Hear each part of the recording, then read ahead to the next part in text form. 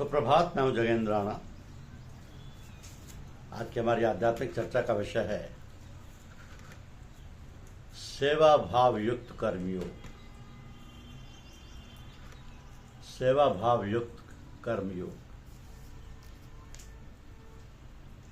संसार के समस्त प्राणी अपने अपने स्वभाव के परवश होकर आहार, निद्रा, भय, मैथुन और धर्म संबंधी चेष्टा रूप कर्म किया करते हैं। इन प्राणियों में मनुष्य की प्रवृत्ति कुछ न कुछ सांसारिक वस्तु की प्राप्ति के लिए होती है। जब तक उसका अपने लिए कुछ करना शेष रहता है, अपने लिए कुछ पाने की इच्छा से मनुष्य कर्म से बन जाता है। उस इच्छा के निवृत्ति के लिए कुछ कर्तव्य कर्म करने की आवश्यकता है। तो यद्यपि मानव मात्र में कर्म करने का राग आदि काल से चला जा रहा है, जिसे मिटाने के लिए कर्म करना आवश्यक है, परंतु वे कर्म किस भाव और उद्देश्य से किए जाएं कि करने का राग सर्वथा मिट जाए, उस कर्तव्य कर्म के करने की कला को कर्मयोग कहते हैं। क्योंकि कार्य छोटा हो या बड़ा, इस पर दृष्टि न रखकर करने योग्य कर्तव्य कर्मों को दूसरों के हित में करना कर्मयोग है।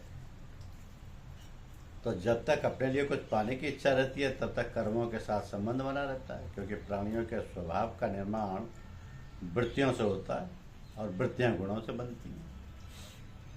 जैसे सत्व गुण प्रधान व्यक्ति में धर्माधिक सत्व प्रधान कर्म होते हैं, रज प्रधान मनुष्य में काम, क्रोध, लोभ, मोह आदि, मत्सर आदि षट दोषमय कर्म होते हैं, और तम प्रधान व्यक्तियों के द्वारा निद्रा, आलस्य रूप कर्म होते हैं। यद्यपि समस्त संसार के प्राणी त्रिगुण में हैं, और प्रकृति जन्य गुण प्रकृति के परवश हुए प्राणियों से कर्म कराते हैं। क्योंकि प्रकृति और गुण दोनों ही क्रियाशील हैं। यद्यपि मनुष्य की धारणा ऐसी बनी हुई है जिसके अनुसार उनके बच्चों का पालन पोषण आदि का व्यापार, नौकरी, अध्ययन आदि को ही कर्म मानते हैं। इसके अतिरिक्त खाना पीना, सोना, बैठना, चिंतन करना आदि को कर्म नहीं मानते, और ये मान लेता है कि मैं कर्म नहीं कर रहा हूँ। ये उनकी भूल है। क्योंकि शरीर निर्वाह संबंधी सभी स्थूल शरीर की क्रियाएं हैं, और निद्रा, चिंतन ये सूक्ष्म शरीर की क्रियाएं, ध्यान, समाधि आदि कारण शरीर की क्रियाएं। तीन शरीर होते हैं ना, स्थूल शरीर, सूक्ष्म शरीर और कारण शरीर। तो शरीर निर्वाह संबंधी सभी स्थूल शरीर की क्रियाएं हैं, निद्रा और चिंतन सूक्ष्म शरीर की क्रियाएं, और ध्यान, समाधि आदि कारण शरीर की क्रियाएं। तो जब तक मनुष्य स्थूल, सूक्ष्म और कारण शरीर में से किसी प्रकार के साथ अपना संबंध मानकर उसे सुख चाहता है, तब तक वह प्रकृति के परवश रहता है। यद्यपि परिवार में भाई बहन, माताएं आदि सभी कर्म करते हैं, उनके द्वारा किए गए कर्म कामना, ममता, आसक्ति, स्वार्थ आदि के वशीभूत होकर संपन्न होते हैं, जिससे लाभ के बजाय उन्हें हानि होती है। और स्वार्थ के वशीभूत होकर कर्म करने के कारण लोक में लड़ाई, खटपट, ईर्ष्या आदि होते हैं। तो सुख कैसे प्राप्त हो, इस इच्छा के कारण मनुष्य कर्तव्यच्युत होता है। दूसरों को कैसे सुख प्राप्त हो, इससे मनुष्य बंधन से मुक्त होता है। यही भाव कर्मयोगी में होना चाहिए। घर में माता पिता, भाई बहन, स्त्री पुरुष सभी को परस्पर एक दूसरे के हित की बात सोचने से मनुष्य बंधन से मुक्त होता है। देवता, ऋषि, पितर, पशु, पक्षी सभी का स्वभाव परोपकार करने का है। मनुष्य सदा इनसे सहयोग पाने के कारण इनका ऋणी है। इस ऋण से मुक्त होने के लिए मनुष्य को पंच महायज्ञ, ऋषि यज्ञ, देव यज्ञ, भूत यज्ञ, पितृ यज्ञ, मनुष्य यज्ञ करने का विधान है।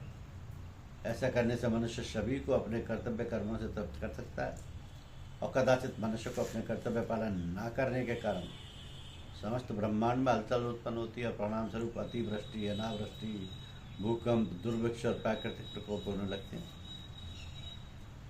तो यद्यपि देवता आदि सभी मर्यादा से चलते हैं, केवल मनुष्य ही अपनी बेसमझी से मर्यादा भंग करता है।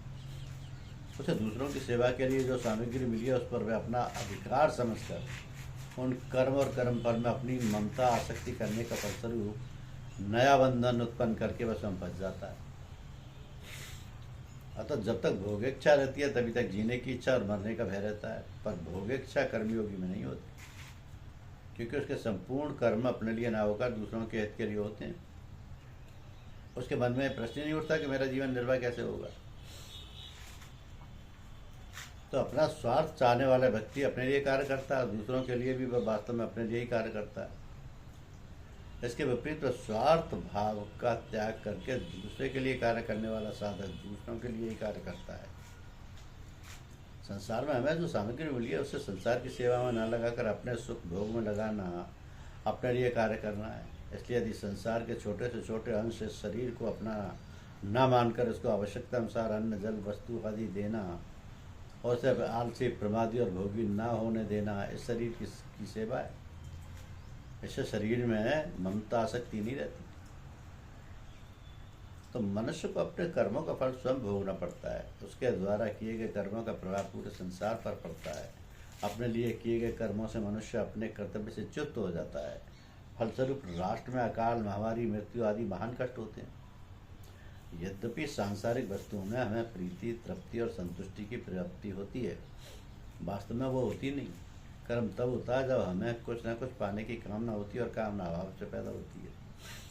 तो कर्म दो प्रकार से किए जाते हैं, कामना पूर्ति के लिए और कामना निवृत्ति के लिए। साधारण मनुष्य तो कामना पूर्ति के लिए कर्म करते हैं, पर कर्मयोगी कामना निवृत्ति के लिए कर्म करता है। पशु, पक्षी, वृक्ष, लता नया कर्म नहीं कर सकते, परंतु देवता आदि में नया कर्म करने की सामर्थ्य तो होती है, और वो पहले किए गए शुभ कर्मों के फल को भोगने के लिए हैं। वे सुख भोग में लिप्त रहने के लिए नया कर्म नहीं कर सकते। नारकीय जीव भोग योनि के कारण दुष्कर्मों के फल भोगते हैं। नया कर्म नहीं कर सकते। नया कर्म करने में सिर्फ मनुष्य का ही अधिकार है। मानव शरीर में पुराने कर्मों का फल भोग और नया पुरुषार्थ होता है। तो कीट, पतंग, पशु, पक्षी, ब्रह्मलोक पर्यंत समस्त देवता, ये सब भोग योनि है। शास्त्रों की विधि निषेध ऐसा, शास्त्रों का विधि निषेध ऐसा करो, ऐसा ना करो, उनके लिए नहीं है। यद्यपि मनुष्य कर्म तो एक करता है और उस कर्म के फल अनेक चाहता है। जिस प्रकार मैं वो कर्म कर रहा हूँ, संसार में मेरी कीर्ति हो जाए, लोग मुझे अच्छा समझें, मुझे आदर दें और मुझे धन प्राप्त हो जाए, तो मनुष्य में कामना पैदा होने से अभाव होता है, और कामना की पूर्ति होने पर स्वतंत्रता खत्म, और परतंत्रता और पूर्ति न होने पर दुख, और कामना पूर्ति से सुख उत्पन्न होने से नई कामना का जन्म होता है। फिर से सुनिए कि मनुष्य में कामना पैदा होने से अभाव होता है, और कामना पूर्ति होने पर परतंत्रता, और पूर्ति न होने पर दुख, और कामना पूर्ति से सुख उत्पन्न होने से नई कामना का जन्म होता है। उसके बाद फिर नई कामना उत्पन्न होती रहती है, फिर नए नए कर्म करने की इच्छा पैदा होती है। उसको विवेक के साथ सही समझ लेने पर इसका अंत। कर्म नित्य नहीं है, उसका आरंभ और अंत होता है, तथा उसका फल भी नित्य नहीं है। अनित्य कर्म और उसके अनित्य फल को विवेक से समझ लेने पर यही लाभ होता है कि उसमें निष्कर्मता का जन्म होता है। मनुष्य के निष्काम होने से संसार बंधन छूट जाता है तथा परमात्म तत्व की प्राप्ति होती है। अब कर्मों में निष्काम होने के लिए साधक में विवेक का होना आवश्यक है, और साथ में सेवा भाव भी होने से कर्मयोग का आचरण ठीक तरह से होता है। नहीं तो कर्म तो हो जाएंगे परंतु योग नहीं होगा। तो अपने सुख और आराम के त्याग में विवेक की प्रधानता हो, और दूसरों के सुख और आराम पहुंचाने में सेवा भाव की प्रधानता हो, तब साधक में सही कर्मयोग होता है। तब सही कर्मयोग होता है, क्योंकि प्रकृति जन्य गुण प्रकृति के परवश प्राणियों से कर्म कराते हैं। प्रकृति और गुण दोनों ही क्रियाशील हैं। यद्यपि मनुष्य की धारणा ऐसी बनी हुई है जिसके अनुसार उनके बच्चों का पालन पोषण आदि का व्यापक नौकरी अध्ययन को ही कर्म मानते हैं। तो जैसे सत्व गुण प्रधान व्यक्ति में धर्माधिक सत्व प्रधान कर्म होते हैं, रज प्रधान मनुष्य में काम, क्रोध, मद, लोभ, मोह, मत्सर आदि षट दोषमय कर्म होते हैं, और तम प्रधान व्यक्ति के द्वारा निद्रा आलस्य रूप कर्म होते हैं। यद्यपि समस्त संसार के प्राणी त्रिगुण में है। धन्यवाद।